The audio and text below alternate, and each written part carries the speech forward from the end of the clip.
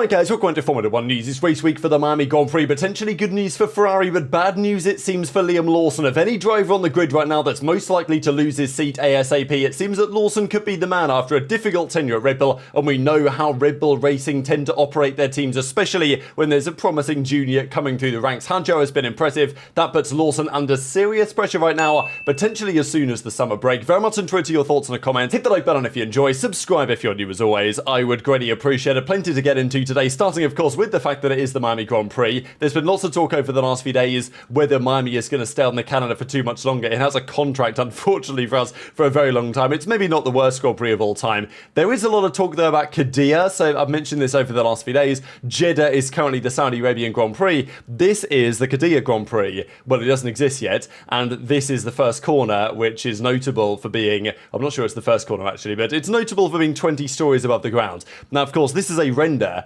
They say this track is going to be ready by 2027. Now, I've not been to the site where Hadjar is being built, presumably right now, so I don't really know whether that's valid or not, but it seems ambitious, let's say. That's the race in less than 2 years' time will be at this track, which currently does not exist, in a city which currently also does not exist. So lots of talk on whether that's going to be possible. It will be there, I'm sure, at some point. Is it going to be safe? Those are other questions too. But it's Miami this weekend. There has been some talk about whether Ferrari or even other teams are going to bring out some special liveries. Ferrari have some special merchandise for the weekend. Again, it's classic Ferrari, isn't it? Right? Like, the photo shoots go hard, but the car does not necessarily. For now, but we'll talk in a second why they may have some sort of a trick up their sleeve. The race actually put together what could be something of a concept livery.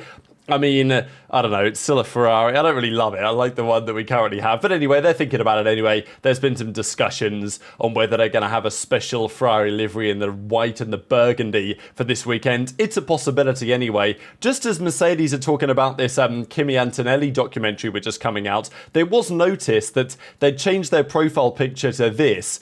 So again, there's even been a little bit of talk, and they've got this new merchandise, which I'm not sure I exactly love, but you know, they've dropped some new things for this weekend. So anyway, the talk is it going to be a special livery, right? Like, what are they cooking here? Is it just a merchandise drop? Is there going to be something they bring to the car? We'll see in the coming days. Regardless, they've been pretty good so far this year, Mercedes, although Saudi was certainly not the Grand Prix weekends they were hoping for. Ferrari's real only upside this season is the fact that their pit stops have been absolutely mega. I mean, every race that's been dry, they've been sub 2.2, which is crazy. And even in, you know, obviously the tricky conditions in Australia, they still had the fastest pit stop nearly in Saudi, dipping under the 2-second barrier, which only McLaren have achieved in these new regulations with the changes to the pit stop protocols and all that. So super impressive, but obviously the car is less so, and Hamilton was struggling especially with it in Saudi Arabia, and even before that as well. Hamilton also said after that Grand Prix that he thinks he's going to struggle again in Miami, so especially that seems to be the case if they're not bringing any upgrades. But the big talking point of the day, one of them is what's going to happen in 2026 and what's going to happen for the rest of this season. Yesterday we talked about the fact that Williams have supposedly completely stopped their development for this year's car. They are giving 0 additional hours to the current Williams car, and they will devote all of that time to next year, which may well be wise. They're going to have Mercedes engines next year, which might be the best. There's a world where next year Williams finish third in the constructors. Like, that's not impossible because, I mean, let's say in a hypothetical world, the Mercedes is the best engine by far. Presumably, Mercedes and McLaren would be the two teams to beat in that scenario. Both Mercedes powered, but then you've also got Alpine and then you've got Williams, right? So, you know, it's really possible that in this new era of regulations, Williams can get right back up to the sharp end of the grid, and they've decided, okay, we can't really control the engine, that's going to be on Mercedes. What we can control is how we develop this machine, and Williams think it's about time they devote all of their attention to that going forwards. Now, there have been two notable teams that are not doing that. Mercedes haven't really commented on it. They're straddling still the development of both cars, and every team is focusing on 2026, probably as a matter of priority, but there are plenty of teams still giving some attention at the very least to this current year's car. Mercedes seem to be somewhere in the middle. They're not realistically in the championship fight, although technically they are. But I think Mercedes will probably recognise sooner or later, okay, it's going to be Max or it's going to be one of the McLaren guys, probably not going to win the Constructors. let's focus on 2026 and try and get back to the top as they did in 2014, of course. That's a possibility. Of course, Vettel famously dominated the end of the 2013 season because many other teams had been switching their focus fully to next year, and then, of course, we know what happens at the start of the turbo hybrid era. But the two teams in the conversation here mainly are Ferrari and Red Bull. Now, McLaren we also don't really know. Of course, they still have to push. Like, if you're in the title fight, you've still got to push. But Ferrari, are they in the title fight? I mean, it doesn't really seem like they are, but they are committed, it seems, to the SF25 still. Now, I think Red Bull basically said that they are going to do, to some degree, whatever it takes to give Max the car this season to try and bring as many upgrades as they can. First of all, convince Max to stay for 26. That would be ideal. But also, of course, he is their chance for a championship this year. But supposedly, according to Giuliana here, Rosario Giuliana over at Auto Racer, the SF25 remains the priority. For now, they're not switching their attention to 2026. There's a hope that the technical directive may switch things up in their favour. Charles Leclerc said it's a long season, we shouldn't give up, of course. As soon as the chances of a championship this year is no longer possible, it probably makes sense to fully focus on 2026. So, the wording from Leclerc is interesting because it's like, oh, well, if the championship is no longer possible, then switch. He's like, well, as soon as it's no longer doable, it's like, it kind of feels almost inevitable that there will come a time where Ferrari have to recognise, okay, this year's championships are not going to happen, and maybe they should focus on next year. The concern on this for me is that in the same way that Red Bull, the rumour about why Red Bull are so committed to 25 is potentially because they know that their engine next year is not going to be very good, and therefore they have no chance anyway. So why not commit to 2025? That's the concern here, right? Because, I could easily have titled this video about good news for Ferrari and, Hamilton, whatever.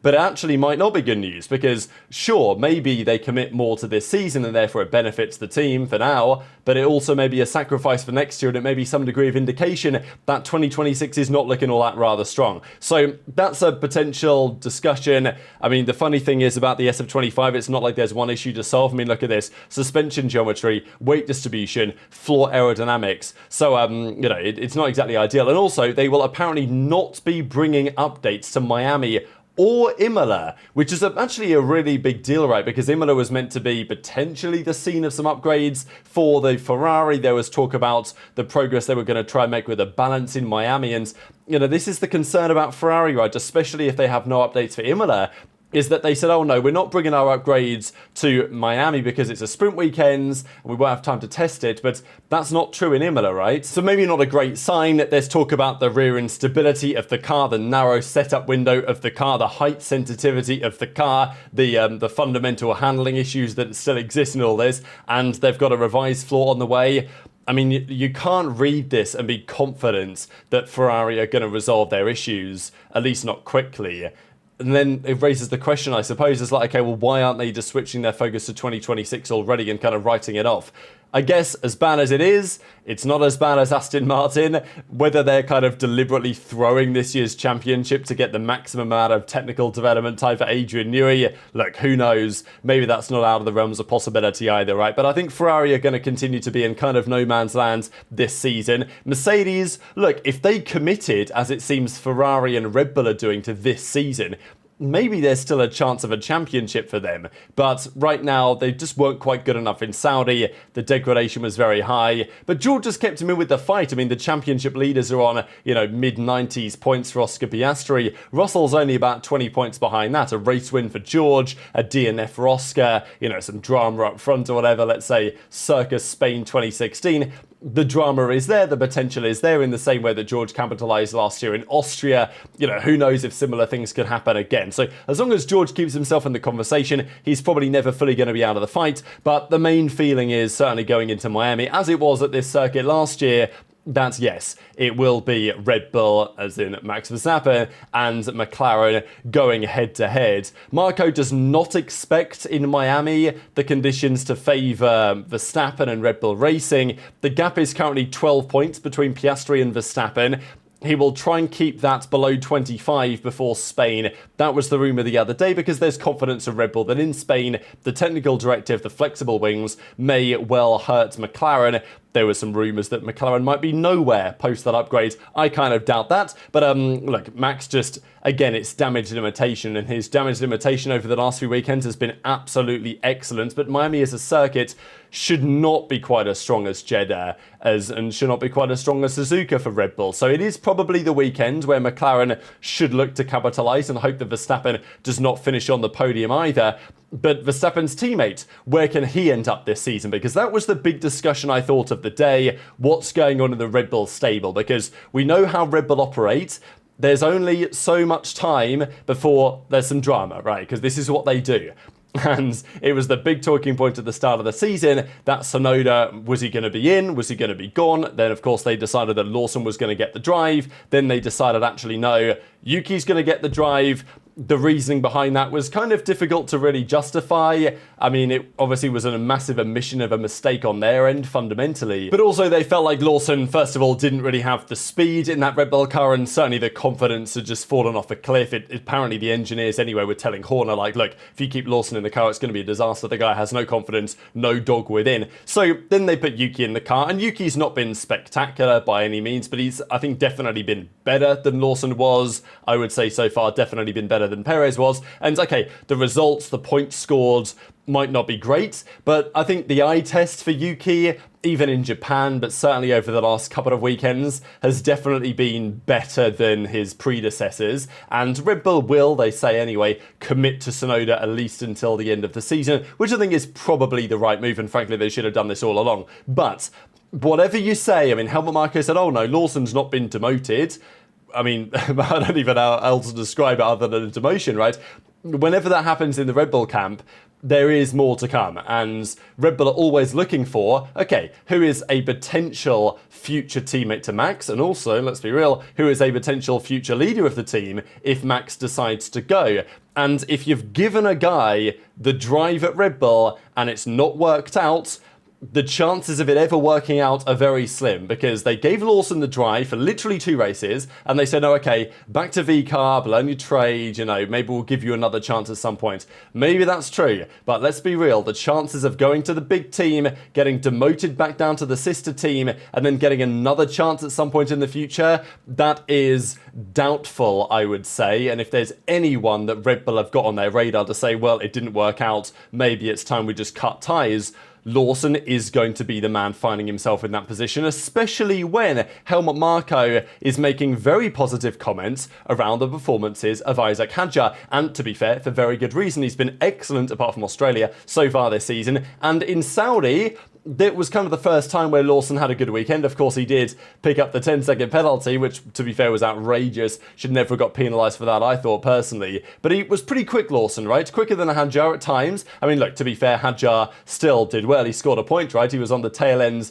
of that whole Williams battle, and maybe he'd have done even better. But Lawson, that weekend, was finally a bit better, but even then, the results don't go his way. Lawson does get into a lot of, you know, incidents and controversies and dramas and stuff like that. And as much as I think the 10-second penalty was kind of outrageous for Lawson, he did still overshoot the corner totally unnecessarily, which is not necessarily the sign of a driver who's fully at one with his machine, even though the V-Carb is an easier car to drive, or the RB, or the Racing Bull, as it now technically is again. So, but Marko says, Hadjar is the revelation of the season. He achieves in races what many rookies in Formula 1 struggle with. And this is why the latest news as of today is that, well, the pressure is on, and the pressure especially is on Liam Lawson, right? Because Liam Lawson's had a good stint in Formula 1 now. Came in a couple of years ago, got a couple of races for the Daniel Ricciardo drama, came in last year, did well, nothing spectacular, but he was good enough and mentally secure enough, it seems, for Red Bull to give him the drive at the main team. That is now no longer a thing. So naturally, Red Bull will think, okay, didn't work out for Lawson. Is there another guy who deserves a better opportunity, right? Because Lawson will have to do a lot to prove that he should go back to Red Bull Racing, right? Because Red Bull, the way that they are, they will say, oh, well, you know, Hadjar's looking pretty good. Lawson's no quicker than him, certainly, but potentially slower.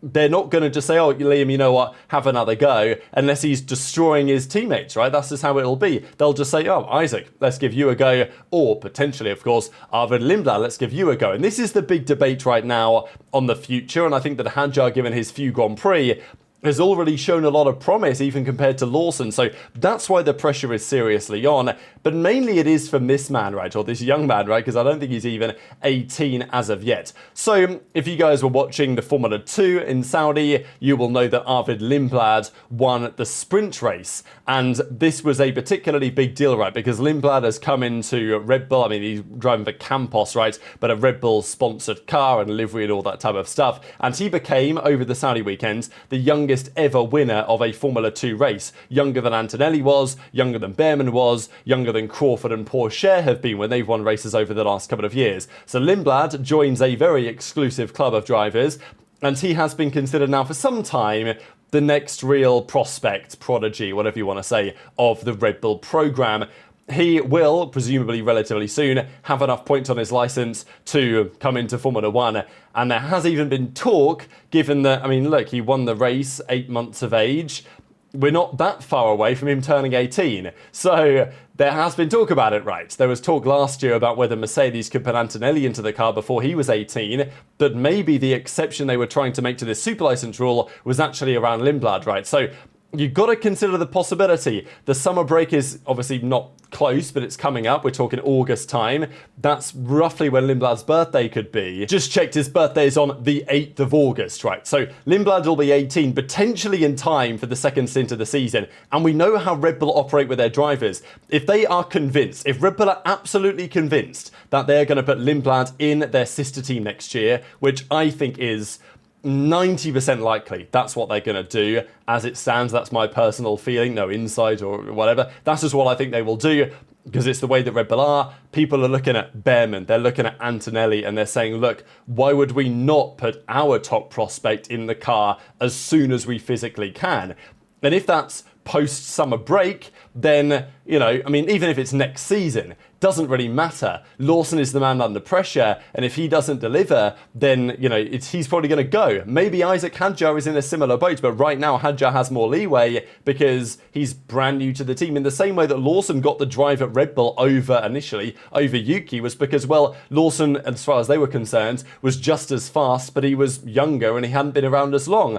Whereas now the same thing is working against Lawson, where if he's just as quick as Hadjar, but Hadjar's brand new, then there's only one outcome in terms of who might potentially get kicked out of the team. So fascinated to hear your thoughts as always in the comments section below. Lots of talk on rookies, really. You know, who's got the most long-term potential? I think a number of these guys have been very impressive. Hadjar's been impressive. Like, has he been to me on the same level as Antonelli or Behrman? No. I think Bortoleto has a lot of promise as well. Unfortunately, we're not really getting to see it. Doohan's been okay. He's actually done a bit better than I thought he would, to be fair to him. But he's still, I mean, look, he's had too many challenging weekends. I don't think he's going to be in the seat for too much longer, but we'll see. There's talk, of course, about him getting new sponsorship, which is certainly helping his case. And then Lawson, you know, I don't want to say we've seen the best of him, but I do think that his struggles on the couple of drives that he's had so far, you know, he's not shown enough for me to put him in the category of rookies on the level of some of these other top talents that we see on the list. And, you know, likely Antonelli, Behrman, at some point will at the very least compete for the World Championship. So very much interested in your thoughts on all this stuff in the comment section below. Hit the like button if you enjoyed, subscribe if you're new, take care, and I'll see you next time.